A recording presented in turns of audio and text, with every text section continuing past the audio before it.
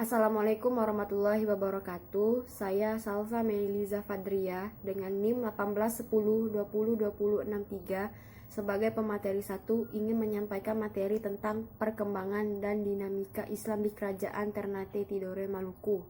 Di sini saya menjelaskan tentang sosial politik kerajaan di Maluku. Di Maluku terdapat 4 kerajaan besar, yaitu Ternate, Tidore, Bacan, dan Jalilio. Dari kerajaan-kerajaan tersebut, hanya Ternate dan Tidore yang paling berpengaruh. Kedua kerajaan tersebut sejak lama berseteru dan bersaing keras memperebutkan hegemoni politik atas seluruh kepulauan Maluku. Pada tahun 1512, Portugis sampai di Maluku. Maluku adalah tempat penghasil rempah-rempah.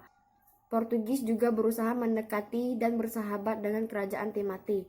Tahun 1522, Portugis di bawah pimpinan Antonio de Brito mendirikan benteng di Ternate. Benteng ini dikenal sebagai Benteng Saint John. Pada tanggal 8 November 1521, di bawah Carvalhinho dan Goncalo Gomez, Spanyol memasuki pelabuhan Tidore. Mereka diterima dengan ramah oleh orang-orang Tidore. Spanyol kemudian bersahabat dengan kerajaan Tidore. Datangnya Portugis di Ternate dan Spanyol di Tidore semakin mempertajam persaingan dan pertentangan antara Ternate dan Tidore. Persaingan antara Portugis dan Spanyol di Maluku dirasakan oleh keduanya tidak akan menguntungkan. Untuk menyelesaikan persoalan ini, pada tahun 1534 diadakan perjanjian Saragossa. Dalam perjanjian itu disepakati Portugis tetap di Maluku, sedangkan Spanyol meninggalkan Maluku untuk memusatkan kegiatannya di Filipina. Dengan perjanjian tersebut, Portugis semakin leluasa di Kepulauan Maluku. Portugis juga bertindak sewenang-wenang dan mulai mencampuri urusan dalam negeri Maluku. Tindakan sewenang-wenang ini antara lain Portugis membunuh Mangkubumi Turwes, menangkap Ayale, bahkan membuang Sultan Tarbiyah ke Goa. Tindakan sewenang-wenang Portugis menimbulkan kebencian di kalangan rakyat dan menimbulkan perjuangan untuk melawan Portugis. Sultan Hairun yang memerintahkan tahun 1550 sampai 1570 segera memimpin perlawanan untuk mengusir Portugis dari Maluku. Benteng pertahanan Portugis dikepung. Dalam keadaan yang terjepit itu, Gubernur Portugis de Mesquita menawarkan perundingan. Tawaran itu diterima. Ternyata Portugis bertindak licik. Pada saat berunding, Sultan Hairun dibunuh oleh tentara Portugis.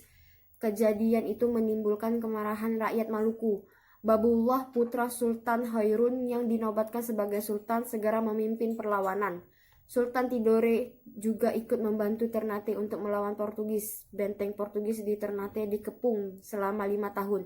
Akibatnya Portugis kekurangan bahan makanan. Tahun 1575 Portugis menyerah. Mereka tidak dibunuh, tetapi mereka harus meninggalkan benteng Sao Paulo. Tahun 1580 Sultan Babullah berhasil meluaskan wilayah sampai di Sulawesi, Bima, Manado, dan Iran. Mungkin cukup sekian yang dapat saya sampaikan. Terima kasih. Assalamualaikum warahmatullahi wabarakatuh. Nama saya Tarisha Nurrahma. Di sini saya akan menjelaskan tentang ekonomi kerajaan Islam Ternate dan Tidore. Kehidupan ekonomi kerajaan Islam Ternate dan Tidore sangat dipengaruhi oleh perkebunan rempah-rempah dan aktivitas perdagangan. Kerajaan Ternate perannya lebih menonjol karena penduduknya bertambah banyak dan berhasil mengembangkan perdagangan rempah-rempah. Contohnya seperti cengkeh dan lada. Pada abad ke-14 Masehi, rempah-rempah sangat dibutuhkan oleh bangsa Eropa, sehingga harga dari rempah-rempah tersebut cukup tinggi dan dapat membuat masyarakat pada saat itu sangat makmur. Dan pada abad ke-15 Masehi, kegiatan perdagangan rempah-rempah ini semakin bertambah ramai. Banyak pedagang yang datang dari berbagai daerah untuk membeli rempah-rempah tersebut. Jadi, ekonomi pada kerajaan Ternate dan Tidore ini sangat dipengaruhi oleh rempah-rempah dan perdagangan. Pada saat Ternate di bawah kepemimpinan Sultan Ben Acorala dan Tidore di bawah Kesultanan Al-Mansur. Keduanya berhasil mengangkat kerajaan menjadi negeri yang makmur. Terima kasih, itu saja penjelasan yang dapat saya sampaikan. Baiklah, saya Trianggi Nur Huda di 1810-20-2065 akan melanjutkan materi selanjutnya, yaitu tentang kebudayaan Kerajaan Melayu Ternate Tidore Maluku. Awal datangnya Islam di Maluku, khususnya Ternate, diperkirakan sejak awal berdirinya Ternate pada tahun 1257. Masyarakat Ternate telah mengenal Islam, mengingat banyaknya para pedagang Arab yang telah bermukim di kala itu. Kerajaan Ternate di Kepulauan Maluku Utara memeluk Islam lebih awal setelah Kerajaan Pasai dan Malaka, karena di wilayah tersebut banyak tumbuh rempah seperti cengkeh dan pala. Ternate juga dikenal sebagai pusat penyebaran Islam di Indonesia setelah Samudra Pasai. Ternate adalah daerah pertama yang memeluk Islam dan menjadikan agama itu sebagai unsur penting dalam menata kenegaraan. Tokoh yang harus disebut karena jasanya mentransformasikan Islam ke dalam kelembagaan adalah Zainal Abidin, raja pertama yang menggantikan predikat Kolano dengan Sultan.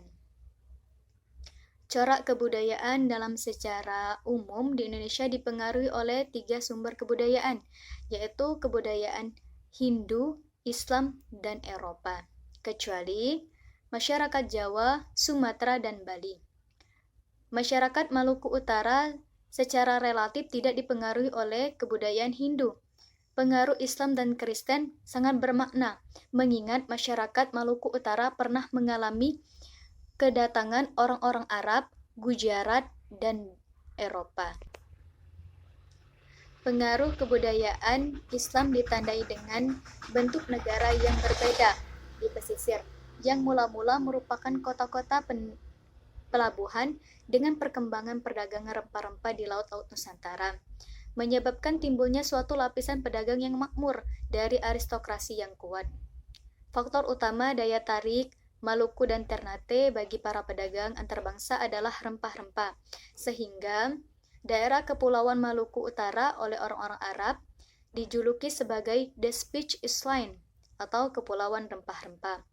Sejarah Maluku Utara telah menunjukkan bagaimana sistem kemasyarakatan dengan struktur sosial, ekonomi, budaya, dan politiknya tumbuh berubah-ubah dan mencapai tingkat perkembangan sesuai dengan zamannya. Baiklah teman-teman sekalian, mungkinlah itu saja penyampaian materi dari kelompok 8. Semoga bermanfaat. Apabila ada salah kata kami mohon maaf, kepada Allah kami mohon ampun, dan kami akhiri. Wassalamualaikum warahmatullahi wabarakatuh.